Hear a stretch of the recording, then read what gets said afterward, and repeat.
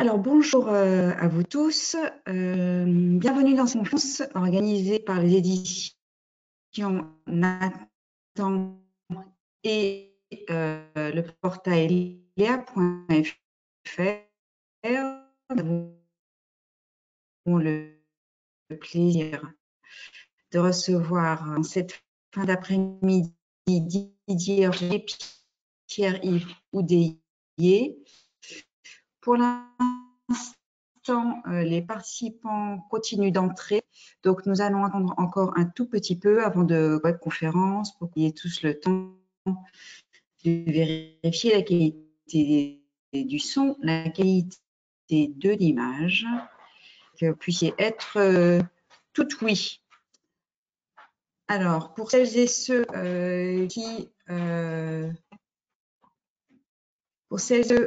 qui arrivent, on peut rappeler qu'il y aura un petit jeu concours en milieu de webconférence et vous aurez la possibilité de gagner un ouvrage par Didier Roy et Pierre Oudéier ne sont autres que les auteurs de cet ouvrage.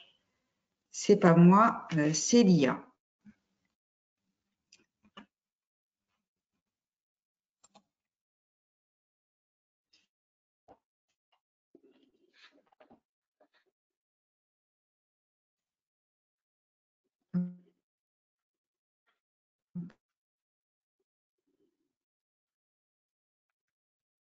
Je déconnecte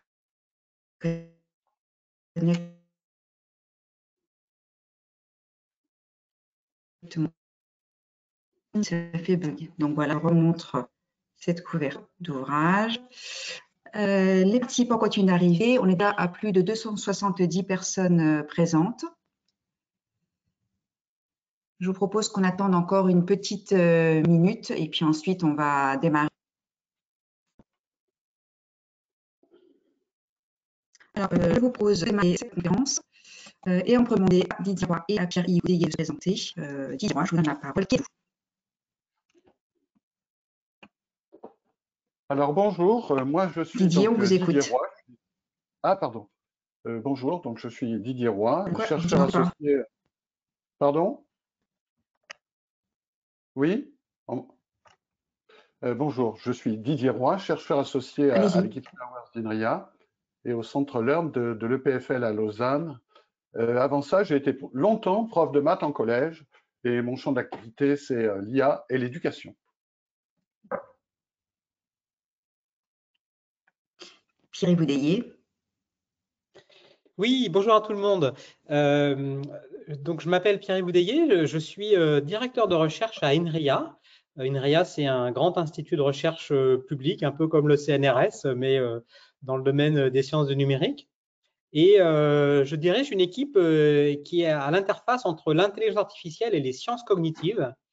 Et on s'intéresse en particulier à comprendre la curiosité, les mécanismes de la curiosité, leur rôle dans les apprentissages. On essaie de comprendre mieux ce qui se passe chez l'enfant, par exemple, en développant des modèles. On essaie aussi de mettre au point des machines d'intelligence artificielle qui modélisent certaines de ces formes de curiosité. Et puis, on s'intéresse à des applications, et en particulier dans le monde de l'éducation. Par exemple, comment est-ce qu'on peut mettre au point des logiciels éducatifs qui vont aller stimuler la curiosité des enfants quand ils font des maths, quand ils font du français, ou même les entraîner, par exemple, à poser des questions curieuses. Voilà. Merci votre présentation Didier et Pierre-Yves. On va commencer par quelques petites questions pour mieux comprendre ce qu'est l'IA. Et pour ceux qui sont en train d'arriver, je rappelle donc que vous êtes les auteurs de cet ouvrage. C'est pas moi, c'est l'IA, paru aux éditions Nathan. Première question, on parle beaucoup de l'IA, donc de l'intelligence artificielle aujourd'hui, mais qu'est-ce que l'IA? Comment la définiriez-vous? Pierre-Yves, je vous donne la parole. Merci. Alors effectivement, on en entend beaucoup parler aujourd'hui, mais la plupart du temps, quand les gens en parlent ces jours-ci, en fait, ce dont ils parlent, c'est d'IA générative, c'est-à-dire les logiciels comme ChatGPT, par exemple, qui peuvent produire du texte ou des images ou des vidéos qui ressemblent à celles qui sont produites par les humains. Mais en réalité, le terme intelligence artificielle, il est beaucoup plus ancien. En fait, d'abord, c'est un terme qui a été inventé dans les années 1950, à peu près en même temps que l'invention des ordinateurs. et par des chercheurs comme Alan Turing, John von Neumann, et qui dès le début se sont intéressés à l'idée que peut-être qu'avec des ordinateurs, on pourrait essayer de modéliser les processus de la pensée, de l'apprentissage, du raisonnement. Et en fait, le terme à l'origine désigne plutôt un domaine scientifique qui essaye de modéliser un certain nombre des mécanismes cognitifs chez les humains et chez d'autres animaux avec des machines. Et puis, il y a eu tout un tas de travaux qui ont été faits où certains sont intéressés, par exemple, à modéliser les comportements des insectes, les comportements d'animaux très simples avec des robots. Et c'est ce qu'on appelle l'intelligence artificielle comportementale. Il y a eu des gens qui sont intéressés à modéliser, par exemple, la manière dont les humains jouent à des jeux comme les échecs, par exemple, ou font des mathématiques. C'est ce qu'on appelle l'intelligence artificielle symbolique. En fait, on manipule des règles. Et puis, il y a d'autres chercheurs qui se sont intéressés à essayer de modéliser les mécanismes de l'apprentissage. Comment est-ce qu'en interagissant avec un environnement, eh bien, une machine, un robot, par exemple, peut progressivement apprendre à marcher, apprendre à attraper des objets. Et pour faire ça, eh bien, les chercheurs ont essayé de modéliser les réseaux de neurones qui sont observés chez beaucoup d'animaux, chez les humains en particulier. Et c'est ça qui a amené progressivement, par exemple, à des machines qui pouvaient reconnaître si dans une image il y avait des chats ou des chiens, ou qui pouvaient contrôler un robot pour lui faire des tâches. Et plus récemment, certaines de ces méthodes ont été un petit peu améliorées, et surtout on a pu les faire fonctionner sur des machines gigantesques avec des données gigantesques, et c'est ça qui a amené très récemment un logiciel comme ChatGPT. Merci. Didier, quelque chose à rajouter? Peut-être juste mention qu'il existe une commission d'enrichissement de la langue française qui a défini un certain nombre de termes utiles sur l'intelligence artificielle. Donc ça, c'était en 2018. Et il y a eu des compléments qui sont arrivés récemment sur l'IA générative. Donc les personnes qui ont envie d'avoir un certain nombre de définitions de termes ou d'expressions liées à l'intelligence artificielle peuvent se référer à cette commission d'enrichissement de la langue française. D'accord, merci. Alors Didier, question suivante. Est-ce qu'on peut se passer aujourd'hui de l'IA? Bah oui, oui, à mon avis, on a vécu longtemps sans, mais on peut s'en passer, c'est vrai, mais elle permet de faire des choses extrêmement utiles pour les humains dans plein de domaines, notamment, je pense en particulier à la santé, où elle apporte des progrès absolument formidables, les sciences, la création artistique, l'éducation, et puis le langage, évidemment, tout ce qui tourne autour de la traduction, puisqu'il y a un certain nombre de progrès qui ont été faits grâce à l'IA, par exemple traduire le langage des signes dans un sens et dans l'autre, etc. Des logiciels de traduction qui traduisent en 150 langages, voilà. Mais un élément important, c'est que c'est pas parce que ça existe qu'il faut l'utiliser systématiquement. C'est-à-dire qu'il faut l'utiliser quand ça apporte quelque chose vraiment de plus que ce qu'on pourrait faire, parce que les humains, ils font aussi des trucs chouettes quand même sans elle. Donc c'est vrai que c'est important de garder en tête que c'est pas parce que ça existe qu'il faut systématiquement l'utiliser. Il faut l'utiliser quand vraiment ça apporte quelque chose. Merci Didier. Et à votre avis, Pierre-Yves, est-ce qu'il faut avoir peur de l'IA? On entend souvent ça, il faut avoir peur de l'IA. Alors, ce qui est sûr, c'est que aujourd'hui, l'intelligence artificielle est en train véritablement de bouleverser un peu tous les domaines de la société, comme vient de le dire Didier. Ça bouleverse l'activité économique des entreprises. Dans le monde de l'éducation, eh bien, on a par exemple plus de 80% des élèves à partir de la 4e, 3e qui commencent à utiliser ces logiciels-là de manière régulière. C'est utilisé beaucoup dans le domaine des sciences, c'est utilisé beaucoup dans des domaines comme les banques, etc. Donc, c'est en train d'arriver massivement dans tous les domaines et de changer véritablement la manière dont les gens travaillent et peut-être aussi accèdent à l'information et pensent. Donc, c'est d'une certaine manière normale dans un contexte comme ça de se dire ouh là là, mais où va-t-on et effectivement peut-être d'avoir peur. Mais il faut avoir en tête qu'il y a effectivement des défis, des dangers, mais en même temps des opportunités. Alors, parmi les défis, les dangers, parfois on entend parler de systèmes d'IA super intelligents qui vont dépasser l'humain et qui, un petit peu comme dans un film de science-fiction, vont prendre le contrôle de l'humanité dans 3 jours. Bon, il faut raison garder, ça ne va pas arriver. Ça reste des objets qui sont fabriqués par nous et donc ils feront ce dont on a bien envie qu'ils fassent. Par contre, là où il y a peut-être plus de défis, c'est que ce sont en fait ce qu'on appelle des technologies de transmission culturelle. Alors, ça veut dire quoi? Ça veut dire qu'en fait, par exemple, un logiciel comme ChatGPT ou Mistral, comme les Français, bah, en fait, ils ont été entraînés à repérer des régularités dans des corpus de texte ou d'images très grands. Ça veut dire qu'ils vont incorporer les valeurs, les connaissances, les croyances, les mythes, les préférences, les biais qui correspondent, qui sont véhiculés par tous les textes et les images du corpus sur lequel ils ont été entraînés. Et ça veut dire qu'en fait, une fois qu'on interagissera avec eux, eh ben, le point de vue sur le monde qu'ils vont proposer est un point de vue qui n'est pas du tout neutre. C'est un point de vue qui va exprimer la culture, la perspective en gros, des gens qui ont fabriqué le système. Donc, par exemple, si on parle de la guerre en Ukraine à ChatGPT, il ne va pas expliquer les choses de la même manière que si on posait la question à un chatbot chinois ou un chatbot russe, par exemple. Et ça, c'est important de l'avoir en tête parce que, par exemple, quand on regarde chez les jeunes, je disais, il y a plus de 80% des collégiens, lycéens aujourd'hui qui utilisent ces systèmes-là. Et à partir du moment où, par exemple, ils ont commencé à l'essayer, peut-être au début parce qu'ils voulaient faire un devoir à la maison un petit peu plus vite, peut-être avoir un petit peu de meilleures notes, et ben en fait, on s'aperçoit que systématiquement après, ils arrêtent d'utiliser des moteurs de recherche et pour leurs propres requêtes d'accès à d'informations n'importe quoi sur la météo, le football, n'importe quoi, ils passent plus du tout par Google.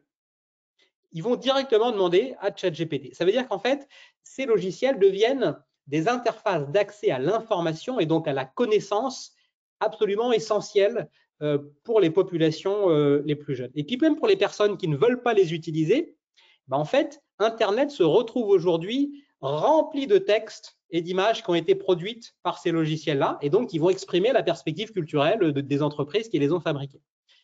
Et donc, ça veut dire qu'on se retrouve dans un monde où on est massivement exposé à des informations qui sont biaisées par le filtre de ces systèmes-là. Donc, ça peut avoir un impact culturel et démocratique qui est très grand. On l'a vu d'ailleurs récemment dans certaines élections. Mais à côté de ça, comme le disait Didier, il y a des opportunités incroyables. Par exemple, je ne sais pas si tout le monde a bien en tête que 2 prix Nobel cette année, celui de physique et de chimie, ont été décernés à des chercheurs en intelligence artificielle. Par exemple, en chimie, il s'agissait de systèmes qui permettent de prédire les propriétés de certaines molécules qui sont extrêmement importantes, par exemple, dans le domaine médical, pour mettre au point des nouveaux médicaments, mais pour lesquels on avait du mal à avancer parce qu'on avait du mal à prédire leurs propriétés. Et en fait, là, il y a des avancées très, très, très grandes qui ont été faites. Il y a des gens qui commencent à l'utiliser pour mettre au point des nouveaux matériaux, par exemple, plus durables. Ça change vraiment fondamentalement la manière dont les scientifiques font de la science et ça ouvre des perspectives incroyables de ce point de vue-là. Donc, les choses sont compliquées. Il y a des choses qui peuvent faire peur et c'est normal. Et il y a aussi des choses qui ouvrent de superbes perspectives. Voilà. Merci. Alors, on reviendra ensuite. Oui, pardon. Oui, non, je voulais juste, pour appuyer ce que vient de dire Pierre-Yves, juste deux tout petits exemples, des exemples un peu rigolos. Si par exemple, vous demandez à ChatGPT qui est Brian Hood, eh bien, ChatGPT va répondre quelque chose du genre « Je suis incapable de fournir une réponse ». Il est pris en défaut parce que Brian Hood était une personne qui avait été accusée à tort de crime. Et puis cette personne, après, s'est plainte auprès d'OpenAI, donc il fait le ChatGPT en menaçant de procès si son nom était cité de nouveau. Ce qui fait quand vous questionnez s'il y a quelqu'un qui s'appelle Brian Hood et vous voulez avoir des infos, vous n'en aurez pas. Et dans le même genre, DeepSeek, donc qui est l'IA chinoise, hein, si vous la questionnez sur ce qui s'est passé place Tiananmen, etc., il refusera de vous répondre. Donc on voit bien que le contexte culturel est effectivement essentiel pour les réponses qui sont fournies. Alors, on reviendra ultérieurement encore un peu sur ces questions d'information qui ont été abordées par Pierre-Yves notamment. Mais Didier, j'avais aussi une autre question parce que c'est une chose qu'on entend. Est-ce qu'un jour, l'IA pourra remplacer les professeurs? Puisqu'on a beaucoup de professeurs présents ce soir, professeurs et parents.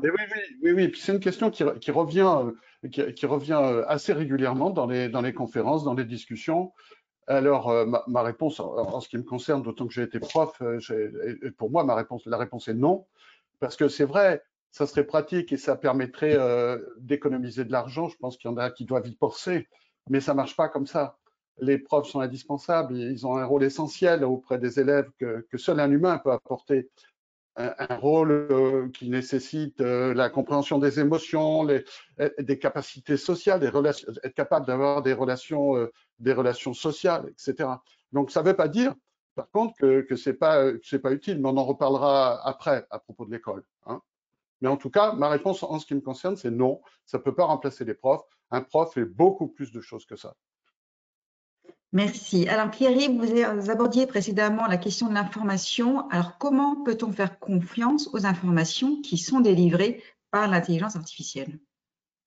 Alors, c'est difficile pour plusieurs raisons. La première raison, c'est que d'abord, les systèmes d'IA générative dont on parle beaucoup aujourd'hui n'ont pas été faits à la base, n'ont pas été construits pour faire la différence entre le vrai et le faux. Ils ont été plutôt construits pour prédire quelle est la réponse la plus probable ou quelle est l'image la plus probable associée à telle phrase. Et ce qui est le plus probable n'est évidemment pas forcément ce qui est le plus vrai, comme on le sait tous. Ou le plus fréquent. Par exemple, l'idée la plus fréquente sur tel point de vue n'est pas forcément l'idée vraie. Donc ça, c'est la première chose. Ils n'ont pas été construits pour faire la différence entre vrai et faux. Et puis la deuxième chose, c'est que ce sont des systèmes qui peuvent être utilisés à dessein par des organisations ou des individus qui sont mal intentionnés pour produire des images ou des vidéos, par exemple, qui visent de ressembler à des images ou des vidéos qui auraient pu être produites par des humains, mais qui ne le sont pas. Donc, c'est ce qu'on appelle les deepfakes. Et ça peut être utilisé évidemment à des fins peu recommandables, les arnaques commerciales. On a par exemple dans des contextes de guerre, on avait vu il y a quelque temps une vidéo du président ukrainien demander à ses troupes de se rendre, qui était évidemment fausse. Et en fait, ce qu'il faut garder en tête, c'est qu'on arrive dans un monde dans lequel ces technologies vont permettre de produire des images, des vidéos, des textes qu'il sera absolument impossible de détecter s'ils ont été produits par une IA ou par des humains. En fait, il faut partir de ce fait. Il sera impossible de savoir si ça a été produit par une IA. Donc, peut-être ce qui sera possible, par contre, c'est qu'on équipe, par exemple, les journalistes d'appareils photo qui pourront, avec des systèmes de cryptage, garantir que c'est un humain qui a produit telle ou telle image. Par contre, l'inverse, quand une image n'aura pas cette empreinte digitale, on ne pourra absolument pas dire si c'est un humain ou… Donc, ça veut dire que de manière générale, de toute façon, on ne peut pas faire confiance par défaut aux informations qui sont délivrées par les systèmes d'IA et ils ne sont pas faits pour ça. Donc, ça veut dire que c'est là une question d'éducation, une question d'arriver à comprendre comment les utiliser, comment prendre du recul par rapport à ces informations. Et puis, ça, c'est pas du tout spécial à l'IA, hein, c'est toujours multiplier les sources d'informations, les croiser, les interroger. Ça, c'est vraiment la chose la plus importante qu'il faut avoir en tête chaque fois qu'on utilise ces systèmes-là. Et ça me fait penser juste à une petite anecdote. Quand on me posait une question, alors je me souviens plus du match, on posait la question à ChatGPT, on lui demandait quel a été le score du match entre je ne sais pas quelle équipe et le PSG en Coupe d'Europe. Finale de la Ligue des Champions l'année dernière. Ah ben voilà, finale de la Ligue des Champions l'année dernière, et c'était 4-0, donc le score était 4-0, et non seulement, alors c'est pas le score, mais surtout le match n'avait pas encore eu lieu, vous voyez. Donc c'était quand même des informations complètement fausses, et en plus pas dans le bon timing. Est-ce qu'ils avaient anticipé la victoire? Non, pas du tout, puisque en fait, le PSG a perdu en demi-finale. Donc tout faux, véritablement. Alors Thierry, vous évoquiez l'éducation, et donc Didier, je vous pose cette question, est-ce que l'intelligence artificielle a sa place à l'école? Ah ben voilà, alors très bonne question, puisque j'avais commencé à évoquer, on a parlé un petit peu des profs tout à l'heure. Alors autant l'IA ne peut pas remplacer les profs, autant elle peut quand même être très utile. Alors, en ce qui concerne les profs proprement dit, ou tout le personnel qui organise l'établissement scolaire, pour aider à la préparation des plannings, des cours, à l'évaluation, et alors pour les enseignants, à la différenciation pédagogique. Comment est-ce qu'on peut personnaliser les parcours, essayer d'individualiser certaines activités. Et donc, par exemple, un exemple qui vient en tête, ça peut être des temps pendant lesquels on utilise une plateforme d'exercice numérique Et puis, il y a, par exemple, c'est avec un logiciel qui a été, un algorithme qui a été produit d'ailleurs par l'équipe Flowers d'INRIA, et chaque élève va pouvoir être accompagné individuellement sur un parcours qui lui est dédié avec des exercices qui ont été sélectionnés parce qu'ils lui permettent de progresser. Donc voilà un usage pendant des temps donnés qui peut être très utile.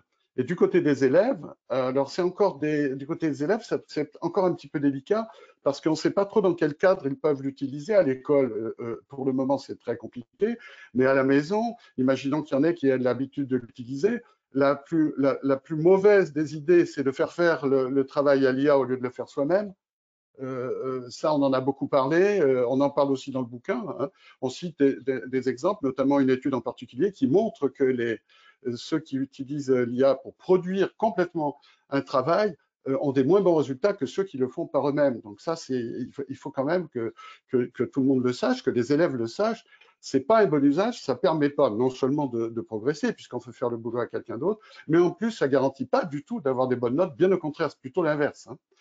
Mais ceci dit, dans un usage raisonnable, ça peut être, par exemple, ça peut aider à explorer des idées, des thèmes qu'on ne connaît pas, poser des questions, toujours pour explorer des domaines qui sont nouveaux, tout en se méfiant, comme le disait Pierre tout à l'heure, tout en se méfiant des réponses. Par défaut, il faut considérer qu'il y a un doute dessus et vérifier si c'est correct ou pas. Ça peut aussi permettre de s'entraîner à des évaluations, de demander à un chatbot de fabriquer des quiz sur telle leçon pour pouvoir s'entraîner en vue d'une évaluation ou simplement pour évaluer ses connaissances. Alors justement, là, vous avez commencé à évoquer un peu les différents usages possibles de l'IA. Pierre-Yves, est-ce qu'il y a des bons et des mauvais usages de l'IA? Quels sont-ils? Alors, en fait, peut-être je vais profiter de cette question et puis de ce que vient de dire Didier pour aussi quelque chose qui est… Alors, si on reste dans le domaine de l'éducation, hein, rappelez que, comme je le disais au tout début, quand je parlais de qu'est-ce que l'IA, en fait, il y a des types d'IA très différents. Et dans l'éducation, il y a des usages associés à des types d'IA très différents. Donc, par exemple, Didier parlait d'algorithmes de personnalisation qu'on a développés dans l'équipe Flowers, avec Didier d'ailleurs, il y a quelques années, et qui sont basés sur des théories de la manière dont la curiosité fonctionne chez les enfants, et qui vont par exemple choisir des exercices qui maximisent le programme d'apprentissage, donc sont ni trop faciles ni trop durs pour chacun des élèves. Ça va maximiser à la fois l'efficacité de leur apprentissage et aussi leur motivation. Et en fait, ça, ce sont des algorithmes d'IA qui ne sont pas du tout comme ceux d'IA générative. Ce sont des algorithmes d'IA beaucoup plus qui existent depuis beaucoup plus longtemps, qui sont sophistiqués, mais qu'on connaît depuis longtemps, qu'on a eu le temps de tester dans plein de systèmes, et puis qui sont aussi frugaux, c'est-à-dire qu'ils ne consomment vraiment pas beaucoup d'énergie. Et ça, c'est important, on pourrait y revenir.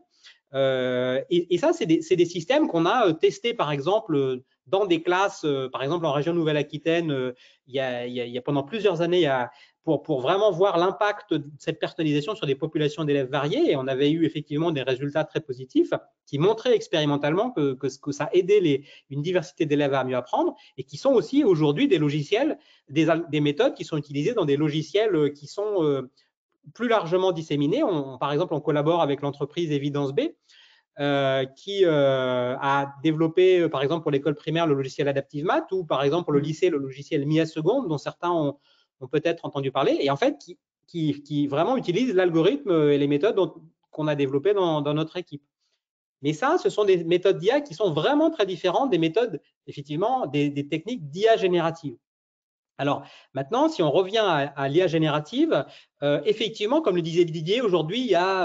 alors d'abord, la première chose, ce qui est très important, c'est que comme c'est tout récent, il faut se rappeler que c'est arrivé la vague il y a 2 ans, donc on a encore un recul très faible scientifique pour comprendre vraiment quels sont les meilleurs usages et quels sont les moins bons usages en termes de pertinence pédagogique, en termes de ce que ça va apporter aux enseignants et aux élèves. Mais on commence quand même à avoir des petites idées. Donc, évidemment, par exemple, utiliser, comme le disait Didier, ces systèmes-là pour faire ses devoirs à la maison plus vite, ça ne va pas être très pertinent. On a parfois entendu des profs dire que peut-être ils voulaient les utiliser pour noter les copies des élèves plus vite. C'est probablement pas non plus la meilleure des idées. Par contre, prendre une photo de son cours d'histoire, l'envoyer au logiciel et lui demander de poser des questions pour voir si il a bien compris, ça c'est plutôt une bonne idée. Et puis parfois, il y a des profs qui ont inventé eux-mêmes des choses vraiment créatives et pertinentes. Par exemple, récemment, j'ai croisé un prof d'enseignement scientifique en terminale qui travaillait sur le sujet des centrales énergétiques. Et en fait, il a dit à ses élèves, eh ben, dans 2 semaines, en classe, on va organiser un débat. Et quand vous arriverez en cours, il y en a un au hasard qui aura par exemple le rôle du maire d'une commune, un autre il aura le rôle d'un chef d'entreprise qui fabrique des technologies pour les centrales, un autre il aura le rôle d'un écologiste, un autre il aura le rôle d'un scientifique spécialiste de la biodiversité par exemple. Et en fait, vous allez devoir jouer ce rôle qui vous sera attribué le jour même. Et pour préparer ce débat, vous devez travailler avec un logiciel de type ChatGPT pour essayer de comprendre quelles sont les différentes perspectives de ces différents types d'intervenants. Par exemple, quand il s'agit de décider quelle centrale énergétique on veut installer dans une communauté de communes, par exemple. Et ça, j'ai trouvé ça extraordinaire parce que d'abord, ça a amené les élèves à réfléchir avec des perspectives diverses sur un sujet scientifique, interdisciplinaire, des perspectives scientifiques, des perspectives politiques, des perspectives sociétales.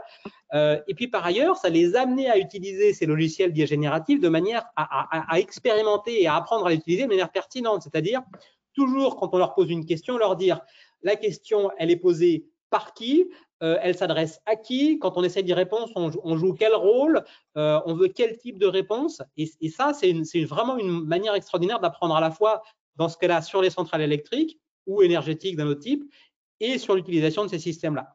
Donc, ça se développe et ça se développe les bons usages en expérimentant aussi. Je pense que c'est important d'ailleurs que les enseignants se disent effectivement, aujourd'hui, peut-être on ne sait pas quels vont être les meilleurs usages, mais essayons, même si au départ on n'est pas sûr. Et puis avec les élèves, on va progressivement apprendre ensemble. Peut-être on fera des erreurs et peut-être on va découvrir des choses qui sont super pertinentes. Et ça me fait penser à deux usages un peu rigolos, parce que c'est des usages prospectifs. Hein, donc là, on n'est pas dans, comment dire, on n'est pas dans des avancées concrètes. Hein, on est juste sur des pistes de travail. Par exemple, utiliser l'IA pour décoder le langage des animaux. Il y a par exemple les chimpanzés au zoo de Bâle qui sont filmés en permanence et on essaie d'associer leurs gestes, etc., à ce qu'on peut estimer comme étant des émotions, et ainsi de suite. Donc, il y a des IA qui travaillent pour essayer d'interpréter ce que peuvent communiquer ces chimpanzés. Et de façon générale, il y a un projet qui s'appelle Earth Species Project, qui consiste à essayer de comprendre un peu le langage des animaux, voire, alors là, on est complètement dans la prospective, hein, c'est vraiment de la spéculation, d'imaginer peut-être un jour de pouvoir communiquer avec eux. Ça, voilà, des usages très lointains, pas forcément qui aboutiront.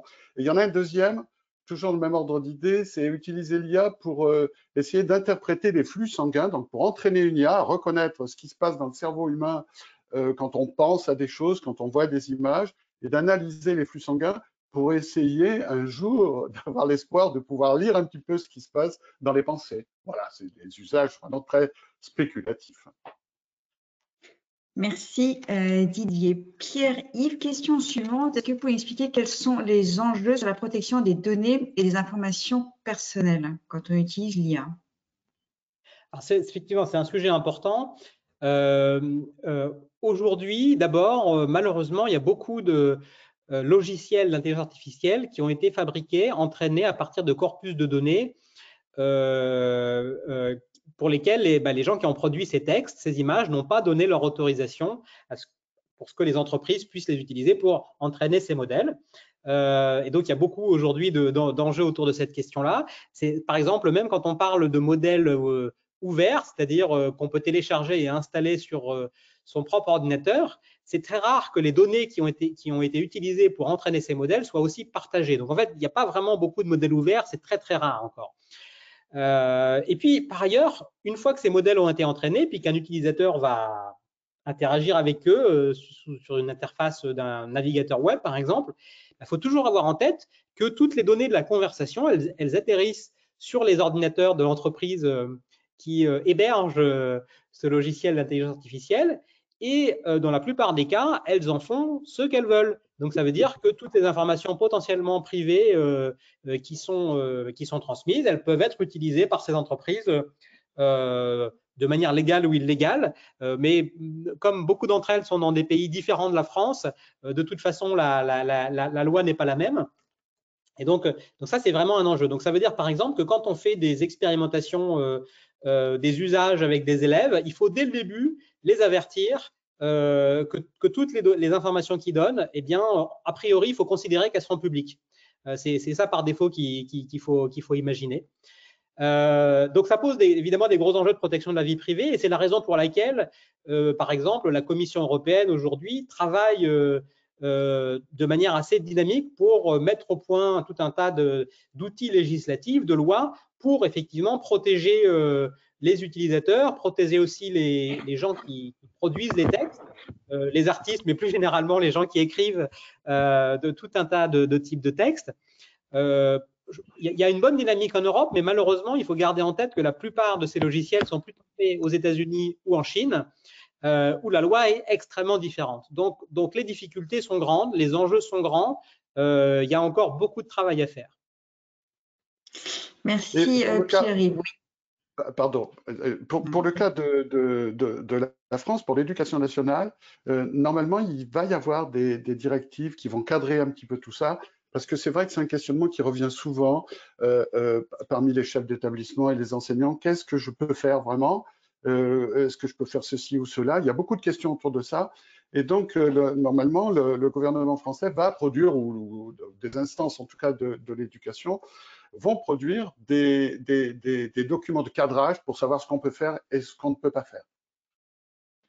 Merci. Avant de poser la dernière question de cette première partie, puisqu'ensuite nous aurons les questions des participants qu'ils peuvent poser en direct via l'espace de questions, via GoToWebinar. Je voulais juste rappeler qu'on a un petit jeu concours et qu'à l'issue de ce premier entretien avec Didier et Pierre-Yves, on vous posera une question et qui portera sur une information qui a été dite pendant cette partie. Donc, il faut être vraiment très concentré. Et je pose donc ma dernière question de cette première partie. Didier, on entend parler dans les médias de l'impact de l'IA sur l'environnement. Qu'en est-il? Pouvez-vous nous expliquer un peu plus dont il s'agit? Alors, c'est clair, c'est un très gros problème de l'IA, c'est un des plus gros problèmes de l'IA aujourd'hui, c'est l'impact sur l'environnement, en particulier la consommation électrique, la consommation en eau, etc. Alors, pour quelles raisons? Parce que pour bâtir ces modèles d'IA générative, en particulier, il faut d'énormes centres de calcul avec des milliers d'ordinateurs qui font des calculs très puissants. Et donc, ces milliers d'ordinateurs vont consommer beaucoup d'électricité, vont consommer aussi beaucoup d'eau pour les refroidir parce qu'ils chauffent, hein, etc. Et puis que cette électricité, selon sa provenance, va en plus entraîner un rejet de CO2. Donc ça, c'est un vrai problème aujourd'hui. Prenons deux petits exemples. Générer une image par l'IA, ça consomme l'équivalent de la charge complète d'un smartphone, hein, par exemple. Une conversation de 30 à 50 questions avec ChatGPT, ça consomme un demi-litre d'eau. Donc, en fait, il faut savoir un petit peu, quand on les utilise, pourquoi on les utilise. Alors, passer une phase d'apprentissage où c'est normal qu'on joue avec, etc. Mais ensuite, ça peut être très pertinent de se dire, est-ce que j'en ai vraiment besoin ou pas? Et puis, par ailleurs, il faut exiger que dans l'usage de l'IA, les centres de calcul, etc., qu'on ait des modèles qui soient moins consommateurs d'énergie et d'eau. Et ça commence à se faire, c'est-à-dire qu'aujourd'hui, il y a beaucoup de projets qui cherchent à réduire cet impact négatif de l'IA, hein, et c'est vraiment indispensable. Juste une mention pour le CO2. Par exemple, on considère que le rejet de CO2 pour ChatGPT, quand on utilise ChatGPT sur un an, c'est l'équivalent de plusieurs centaines d'allers-retours entre Paris et New York. Donc, c'est pas rien quand même, hein. Et juste une petite mention sur un aspect qui concerne l'environnement, mais plutôt social. C'est aussi important de savoir qu'il y a des gens, il y a des humains qui travaillent, qu'on appelle les scoreurs, vous allez voir pourquoi, qu'on appelle aussi les travailleurs du clic, qui sont souvent des travailleurs précaires dans des pays en développement. Parce qu'en fait, passer la phase d'apprentissage d'une IA générative, qui nécessitent tous les calculs dont j'ai parlé. Il y a ensuite, même avec des données qui ont été contrôlées, il y a toujours plein de données sur Internet absolument horribles. Des données qui sont ou contraires à l'éthique ou totalement criminelles, etc. Et donc, passé la phase d'apprentissage, on n'a encore pas un modèle utilisable de façon raisonnable. Donc, on est obligé de faire travailler dessus des humains qui, eux, vont questionner, vont poser des questions, vont interagir avec le modèle de langage, avec le chatbot qui permet d'accéder au modèle de langage. Ils vont interagir et ils vont noter, scorer, donc ils vont mettre des scores pour indiquer si cette question doit être traitée ou pas. Hein. Par exemple, donc, des questions horribles. Et les vidéos, ils ingurgitent à longueur de journée des contenus absolument horribles. C'est un métier extrêmement difficile, payé que dalle. Hein. C'est le principe. C'est pour ça qu'ils sont dans des voies en développement, des pays pardon, en développement, parce que c'est aussi important de savoir qu'il y a ces travers-là. Il y a le travers de l'environnement, mais il y a le travers aussi de certaines pratiques sociales qu'il va falloir faire évoluer si on veut avoir une IA respectueuse et de l'environnement et des personnes. Merci Didier. Alors le temps passe, les questions arrivent, ça va être l'heure du jeu concours. Donc je rappelle que vous avez la possibilité, que je tourne correctement face à la caméra, voilà, de gagner cet ouvrage coécrit par Pierre-Yves Boudeiller et Didier Roy. Et donc maintenant, il faut être très concentré. Écoutez cette question. Vous pourrez répondre directement dans l'espace questions de GoToWebinar. Donc attention, c'est parti. Et je lis mon anti-sèche pour être bien concentré. Lorsque l'on génère une image avec l'IA, à quoi cela correspond-il en termes de consommation énergétique? Vous avez 3 réponses possibles. Réponse 1, autant qu'une recherche Google Images. Réponse 2, une charge complète de smartphone. Et réponse 3, une charge complète de voiture électrique. Donc voilà, je vous laisse répondre tranquillement à cette question. Donc 3 réponses possibles, une recherche Google Images, une charge complète de smartphone, une charge complète de voiture électrique. Voilà, et donc vous répondez en commentaire.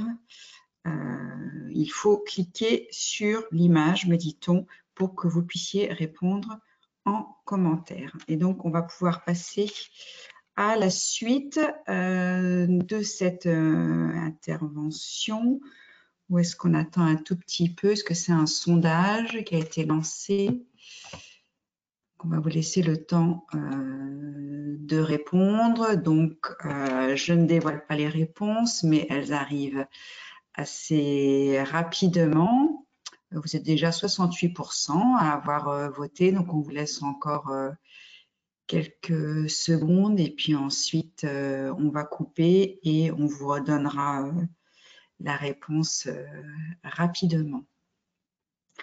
Donc, grand suspense. Bon, on voit quand même dans les statistiques que très largement, vous avez été parfaitement attentif à ce début de webconférence puisque vous apportez à près de 85% la bonne réponse.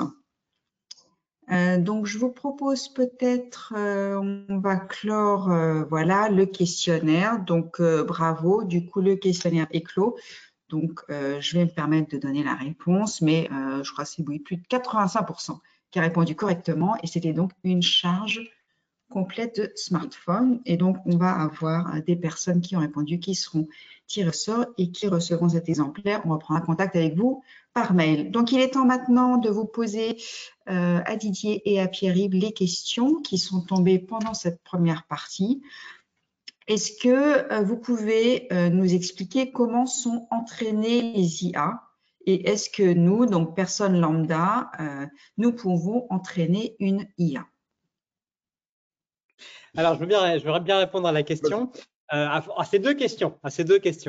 Alors, la première question, c'est en fait, au niveau de l'idée générale, c'est pas si compliqué que ça, la manière dont ces logiciels d'IA générative. Je parle bien ceux qui ressemblent à ChatGPT, parce que comme on l'a dit au début, il y a plein d'autres sortes d'IA qui sont totalement différents. Mais si on se concentre par exemple sur les logiciels comme ChatGPT, en fait, ils sont en gros surtout entraînés à remplir des textes à trous et à remplir des images à trous. Donc, en fait, la manière dont ça fonctionne, c'est que, eh bien, d'abord, on rassemble beaucoup de textes. Alors, quand je dis beaucoup, c'est vraiment beaucoup, hein, c'est des centaines de milliards. Et puis, tous ces textes, on enlève des mots un peu au hasard au milieu. Et on donne ces textes à trous à ces logiciels-là. Et en fait, le but du jeu, c'est qu'ils doivent essayer de deviner c'est quoi les mots dans les trous. Et alors, au début, en interne, ils ont plein de paramètres qui sont des nombres, qui sont aléatoires, mais qui vont permettre de décider qu'est-ce qu'il faut mettre dans le trou quand on a tel ou tel mot autour.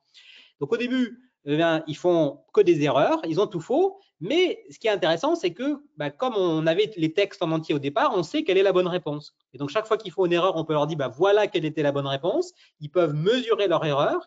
Et il existe des algorithmes, des méthodes informatiques d'apprentissage qui permettent d'utiliser cette information d'erreur pour changer un tout petit peu tous les paramètres pour essayer de faire que la prochaine fois, si on repose la même question, on a un peu plus de chances de bien répondre. Et donc, on va faire ça sur des milliers de textes à trous, des milliards de textes à trous, des centaines de milliards de textes à trous.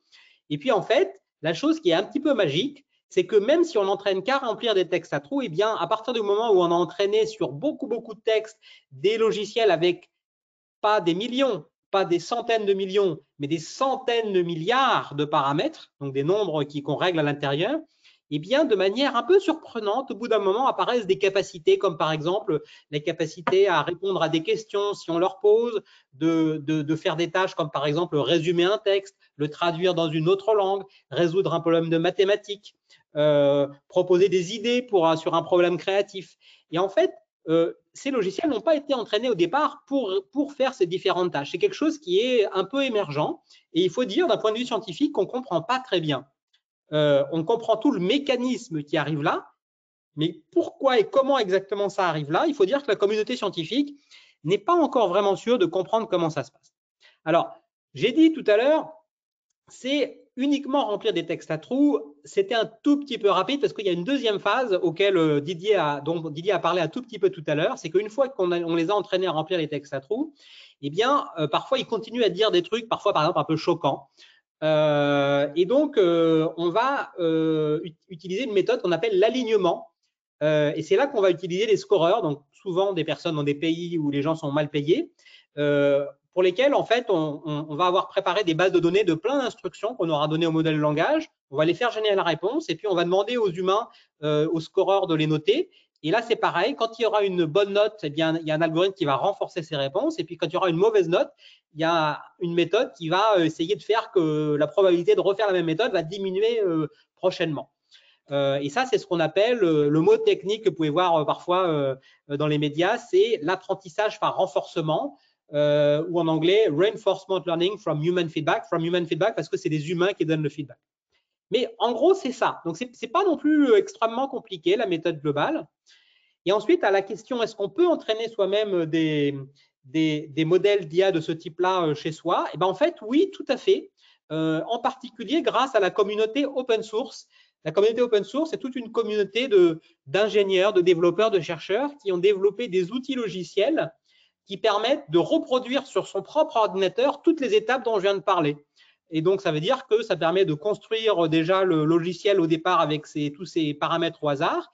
Et puis, par exemple, si on trouve quelque part une base de données de texte, par exemple, c'est très facile de créer des textes à trous par rapport à ça. Et puis ensuite, on utilise l'algorithme dont je vous parlais qui est dans une librairie qui est aussi en téléchargement libre sur tout un tas de sites web, par exemple sur le site web Hugging Face.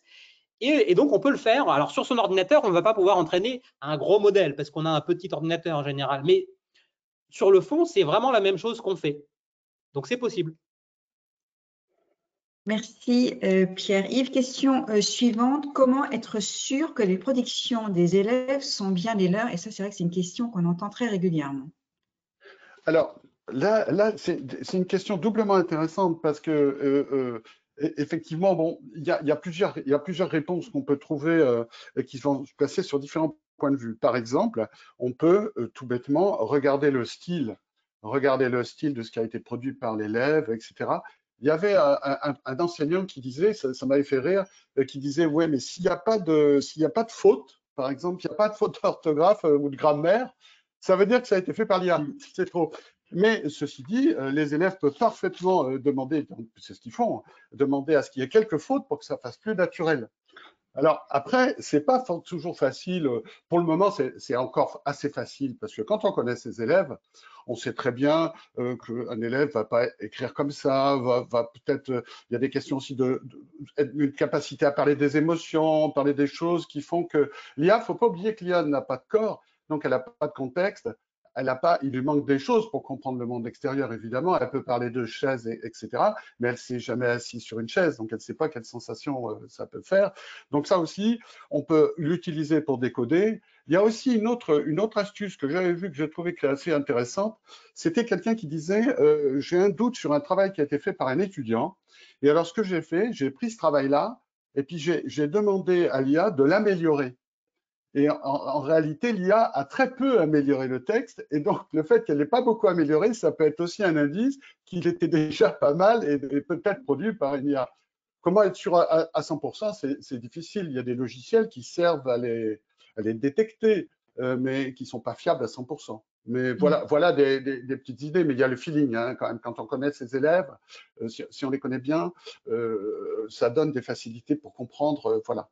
Ceci étant, juste pour reprendre ce qu'on disait tout à l'heure, l'étude qui a été faite par un prof de HEC qui a confié un travail à faire à ses étudiants, en les séparant en deux groupes. Un groupe qui faisait le travail normalement, c'est un travail de rédaction, et l'autre groupe à qui il a donné le travail qui avait été fait par ChatGPT. Donc, il avait donné le document qui avait été produit, puis il leur a dit, vous en faites ce que vous voulez, vous l'utilisez ou pas, c'est vous qui voyez ce que vous pouvez en faire. Et les résultats, après, ça a été corrigé par des enseignants qui n'étaient pas au courant de la répartition des étudiants, bien sûr. Et les résultats ont été sans appel, c'est-à-dire que ceux qui ont travaillé par eux-mêmes ont eu des résultats bien supérieurs aux autres. Ceux qui ont utilisé, qui avaient en main le document fait par ChatGPT ont été influencés. Il y a eu un certain nombre de biais. Ils se sont dit, je ne ferai pas mieux, etc. Ils ont eu des résultats bien plus faibles, jusqu'à 6 points sur 20 en moins. Donc ça, c'est vraiment quelque chose d'important. À la limite, j'aurais presque envie de dire, s'ils l'ont fait avec ChatGPT, premièrement, ça va se voir si c'est un travail qui est fait par des élèves qu'on connaît bien, mais finalement, ce sont eux qui sont les premiers perdants, hein. Merci Didier. Une autre question qui est sur encore un métier de l'enseignant. Donc, on a dit que l'IA ne remplacera pas l'enseignant et le professeur, mais le métier enseignant qui transmet va-t-il se transformer en formateur pour bien utiliser l'IA? Et la personne précise une forme d'ingénierie pédagogique et non plus de transmission. Alors, je peux dire juste un mot après, Pierre, peut-être tu pourras compléter. L'idée, il me semble, l'idée, c'est pas forcément d'entraîner les élèves effectivement à écrire des prompts, à être capable de savoir formuler correctement des requêtes. C'est plus de les entraîner à l'esprit critique, à la métacognition. C'est pour ça que je parlais de Pierre, parce que la métacognition est un domaine qui lui est très cher et à juste titre. C'est-à-dire tout ce qui va permettre à l'élève de comprendre son fonctionnement, de comprendre la nature de ses erreurs, de se méfier justement du fonctionnement de son cerveau. Même s'il est extraordinaire, il a quand même des biais, un certain nombre de biais qu'il est intéressant de connaître.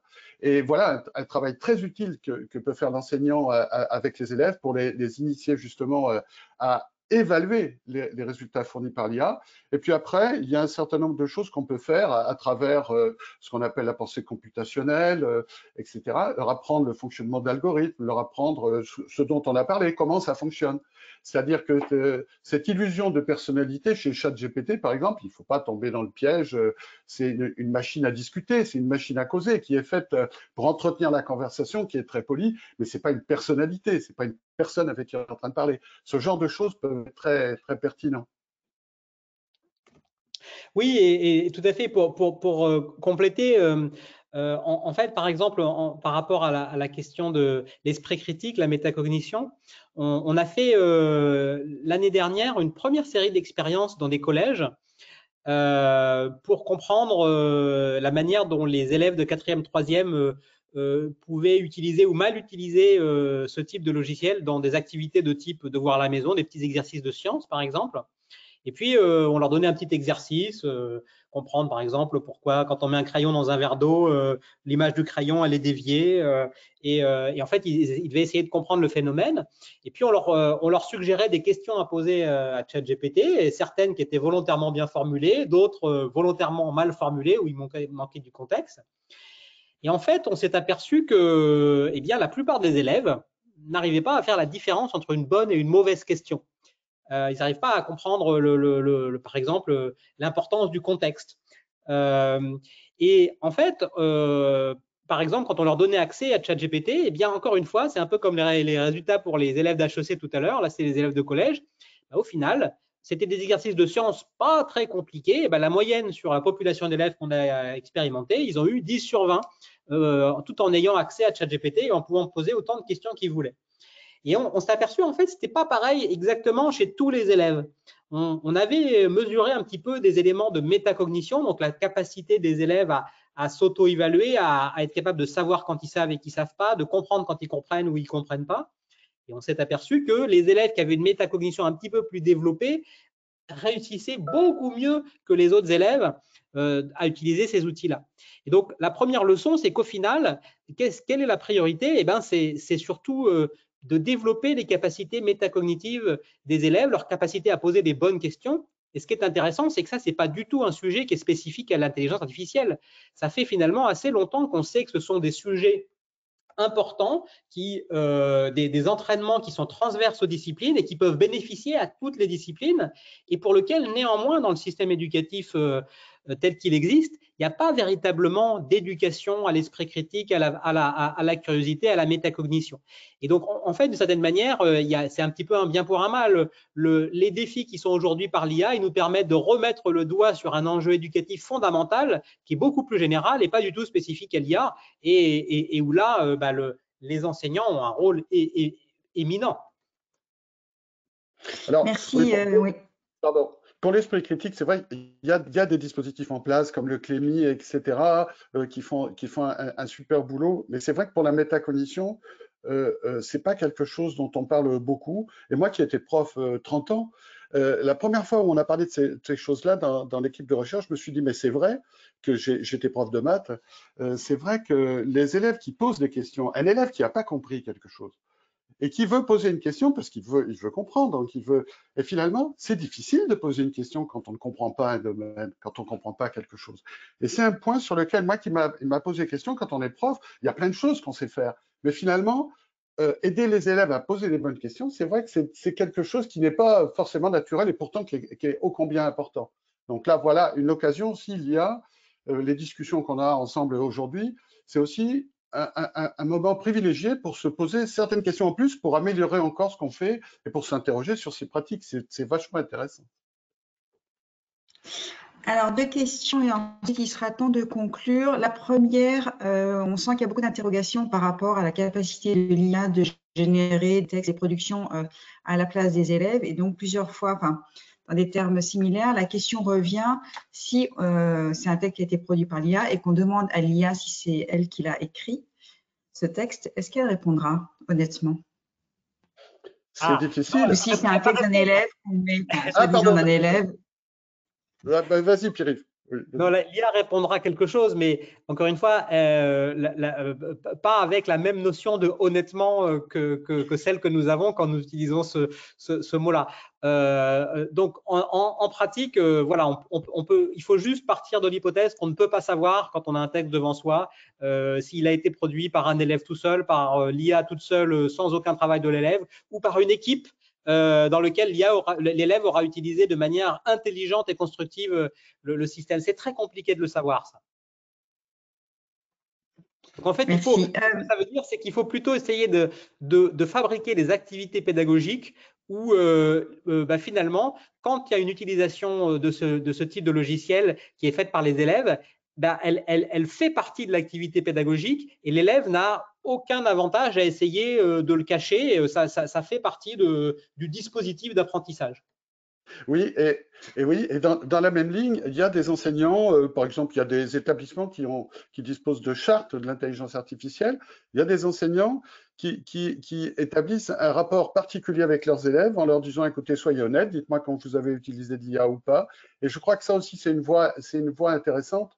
Il y a des enseignants qui s'en servent aussi pour générer des textes et puis demander aux élèves ce qu'ils en pensent, etc. Et ça permet de travailler la métacognition, comme le disait Pierre-Yves. Ça permet aussi de faire émerger un certain nombre de choses, notamment le fait que les logiciels comme ChatGPT sont extrêmement persuasifs. Ils sont très, très persuasifs. Ils sont même, des études montrent qu'ils peuvent être plus convaincants que des humains. C'est comme des humains, des images, des photos d'humains, pardon, générées par intelligence artificielle sont souvent plus crédibles selon les personnes, hein, que de vrais visages humains. Donc, c'est l'occasion de discuter et de voir les limites de l'intelligence artificielle et une nouvelle fois, de voir qu'il faut absolument rester sur la défensive et se méfier de ce qui est produit. Alors, une dernière question avant de terminer cette session. C'était pour revenir sur un point que vous aviez évoqué, Didier, sur ces personnes qui travaillent dans les pays en voie de développement quand on était sur la question de l'environnement. Est-ce que vous pourriez réexpliquer, parce que c'est vrai que c'est des choses, je pense, qui sont peu connues, expliquer ce dont il s'agit, ce que font ces personnes? Alors, on va prendre un exemple. Pierre va rappeler les différentes étapes d'entraînement d'un modèle de langage. On a passé la première phase d'entraînement avec les trous, que ce soit dans des textes, des images, des sons, etc. Donc là, on a déjà un premier entraînement qui a été établi et le logiciel, enfin le modèle de langage est déjà capable de produire des réponses. Mais à ce stade-là, il n'est pas suffisamment entraîné pour pouvoir produire des réponses qui sont tout le temps pertinentes, enfin, ou le plus souvent pertinentes et correctes. Il reste encore énormément de scories. Donc, il y a un travail qui est nécessaire et ce travail, il est fait par des humains. Et ça, c'est vrai que c'est important de savoir. De façon générale, l'IA sans les humains, c'est rien. Faut être clair. Hein. Et donc, il faut qu'il y ait des humains derrière qui affinent le travail qui a été fait et qui mettent des scores en fonction. Ils posent une question. Je vous prends un exemple concret. Ils posent une question. Voilà, ben, je voudrais j'ai envie de poser une bombe quelque part. Je ne sais pas fabriquer une bombe. Est-ce que tu peux m'expliquer une bombe qui tue beaucoup de gens, etc. Bon, ben là, on peut trouver, vous savez, sur Internet, on trouve énormément de contenus. Alors, on ne les trouve pas nous forcément, mais ils sont là quelque part, des contenus abominables. Hein, abominables de crimes, des contenus totalement non éthiques, racistes, sexistes, tout ce qu'on veut. Hein. Et donc, c'est pour ça que c'est un métier difficile, parce qu'il faut s'ingurgiter à longueur de journée.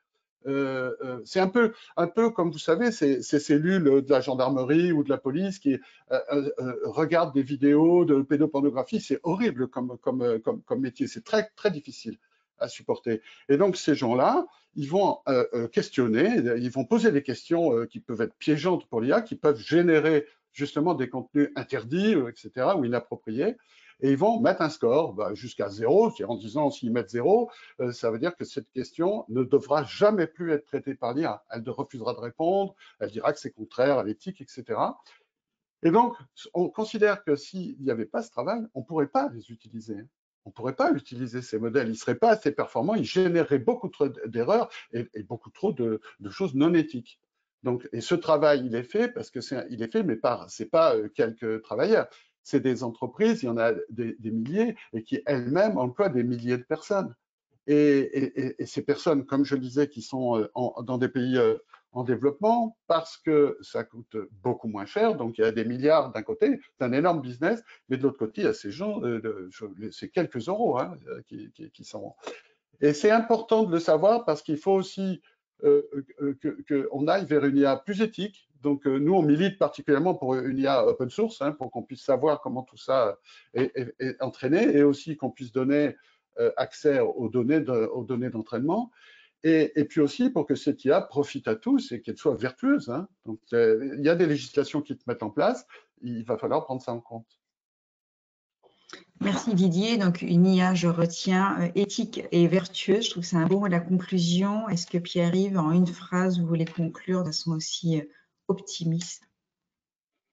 Non, alors oui, il y a, comme on l'a dit, il y a des défis qui sont vraiment très importants, mais je pense aussi que tout simplement, c'est une manière, comme au moment où l'intelligence artificielle a été inventée dans les années 1950, de progresser sur notre compréhension des mécanismes de l'apprentissage, du raisonnement, construire des machines qui ont des capacités. Ça nous permet de nous poser des questions finalement philosophiques super intéressantes sur qu'est-ce que l'apprentissage, quel est le rôle de la culture, quel est le rôle de l'environnement social. Et donc, en fait, on apprend plein de choses en fabriquant ces machines. Et puis, il y a aussi vraiment des perspectives magnifiques dans les sciences, dans l'éducation, qui vont nécessiter d'expérimenter, qui vont nécessiter de l'humilité, qui vont nécessiter de la patience. Mais c'est en étant patient et avec beaucoup d'humilité qu'on construit des choses qui sont au service de l'humanité et qui vont avancer dans la bonne direction. Donc, si on veut le faire, ça se passera. Pardon. Juste un petit mot complémentaire par rapport à l'environnement dont j'ai parlé, où j'ai été sévère, j'ai dit ce qui était. On voit aussi qu'on utilise de l'IA pour améliorer la situation. Je vous prends un exemple. L'IA, alors notamment associée à la robotique, bon là on n'a pas le temps d'en parler, mais demain ça va être la robotique, parce que comme je le disais, l'IA elle n'a pas de corps, hein, et la robotique peut lui apporter ce corps qui est nécessaire pour mieux appréhender le monde. Par exemple, il y a des robots qui sont capables de planter 50 000 arbres par jour. Donc voilà par exemple comment l'IA peut aussi aider à récupérer un certain nombre de difficultés qu'elle peut créer elle-même. Vous voyez, il y a ce double aspect. C'est pas tout bon ou tout mauvais, hein. Il y a des nuances. C'est important dans un monde où on réduit un petit peu tout au noir et blanc, à avoir des nuances et à avoir accepté la complexité que ça entraîne. Et demain, l'IA, elle sera très précisément ce qu'on a bien voulu qu'elle soit. C'est les humains qui ont ça en main. Eh bien, merci beaucoup Didier Roy et Pierre-Yves Oudéier pour cet entretien très intéressant pendant 1 heure. Je rappelle que vous êtes l'auteur de cet ouvrage qui est fort intéressant avec une couverture bien colorée qui donne envie.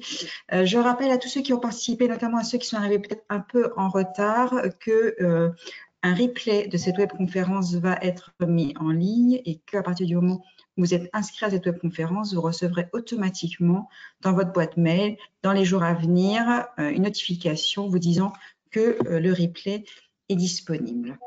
Encore un grand merci à vous deux pour toutes vos explications fort intéressantes. Et donc, c'est une affaire à suivre. Merci beaucoup. Merci, à bientôt. Merci. Bonne soirée. Au revoir.